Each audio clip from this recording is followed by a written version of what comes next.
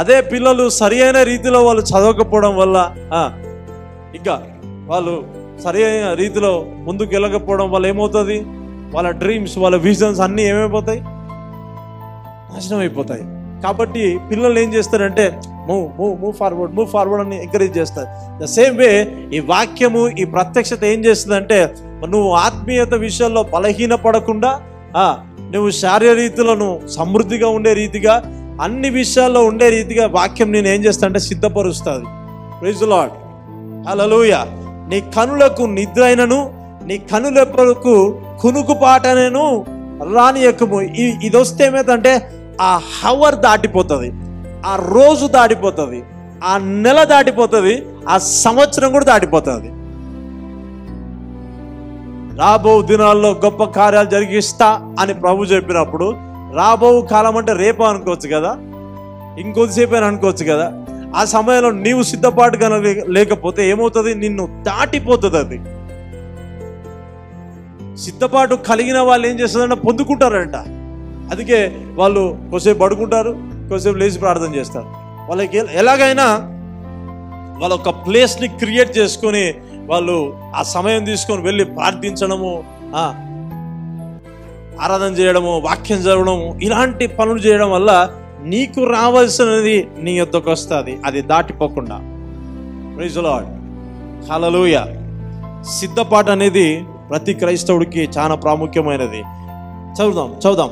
వేటకాని చేతిలో నుండి తప్పించుకొనున్నట్లును, ఎరుకువాని చేతి నుండి పక్షి తప్పించుకొనున్నట్లును తప్పించుకొనుము. ఇంగ్లీష్ లో ఏముందంటే rescue yourself from future pain. Rescue yourself from future pain. అర్థమైందా? ప్రిపరేషన్ ఎందుకు కావాలా, సిద్ధపాటు ఎందుకు కావాలంటే ఫ్యూచర్లో రాబో కాలంలో ఏ రకమైన పెయిన్స్ గుండా, బంధకంలో గుండా నువ్వు వెళ్తావో నీకు తెలియదు. కాబట్టి నువ్వేం చేయాలి, ప్రిపరేషన్ అనేది చాలా ఇంపార్టెంట్. బ్రదర్ ఎట్లా చేస్తాం బ్రదర్, ఏది జరుగుతుందా? నువ్వు అన్నందుకే జరుగుతుంది, అది నువ్వు చెప్పినందుకే జరుగుతుంది. ఏదైతే అది జరుగుతుంది బ్రదర్, నువ్వు చెప్పిందే జరుగుతుంది. నీ పట్ల దేవుడు ఉద్దేశాలు గొప్పవి, నీ పట్ల ఆలోచనలు ఉన్నతమైనవి. అది నువ్వు జ్ఞానయుక్తంగా వాక్యం ద్వారా తెలుసుకుంటే కనుక నువ్వేం చేస్తావంటే నీకు నువ్వుగా ప్రభుత్వం సిద్ధపడడం ప్రారంభిస్తావు. ఆమేన్. రెస్క్యూలో నుంచి బయటికి రావాలంటే ఖచ్చితంగా యు నీడ్ గాడ్. నీకు నీ దేవుడు కావాలా, నీకు నీ దేవునితో సావాసం ఉంటేనే కానీ నువ్వు బయటికి రాలేవు, రెస్క్యూ కాలేవు. ఎందుకు తెలుసా? 97వ కీర్తనలో ఏముంటుందండి, వేటకాని ఊరిలో నుండి ఆయనే తప్పించును. అవును కదా? వేటకాని నుంచి ఏం చేస్తానంట, తప్పిస్తానంట. ఎందుకు తప్పియాలా? నాశనకరమైనది. ఎవరు తప్పిస్తారు? గాడ్. ఒకవేళ గాడ్కి నేను దూరంగా ఉండి ఆయన దర్శించు కాలంలో గనక నేను సిద్ధపాటు కనుక లేకపోతే ఏమైపోతుంది, అది దాటిపోతుంది. Praise the Lord. ఒకవేళ నన్ను సంరక్షించువాడు, రక్షించువాడు ఆ వైపు నేను నిలబడి ఆయనతో పాటు నేను సావాసంలో ఉంటే గనక, ప్రిపరేషన్లో ఉంటే గనక ఏ దుష్టుడు ఎన్ని ఆలోచనలు వేసినా అవన్నీ నాశనం అయిపోతాయి, అవన్నీ బంధకాలు కొట్టివేయబడతాయి. హల్లెలూయా.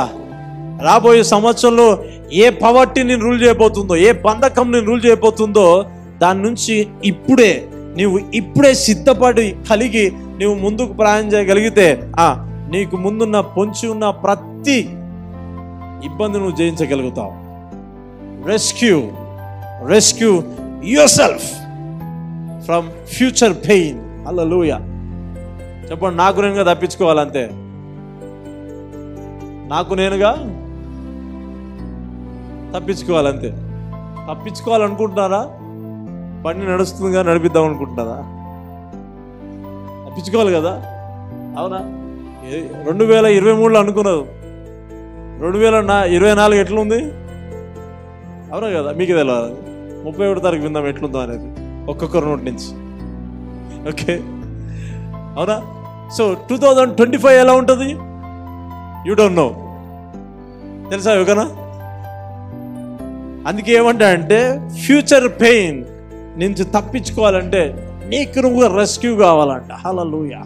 కాబట్టి కొంచెం నిద్రను తగ్గించి ప్రార్థన పెంచాలా, కొంచెం ముచ్చట్లు పక్క పెట్టి ఏం చేయాలా, ఏం చేయాలి ప్రార్థనలోకి నడిపించాలి. ఆ సమయాన్ని ప్రార్థనలోకి నడిపించాలి.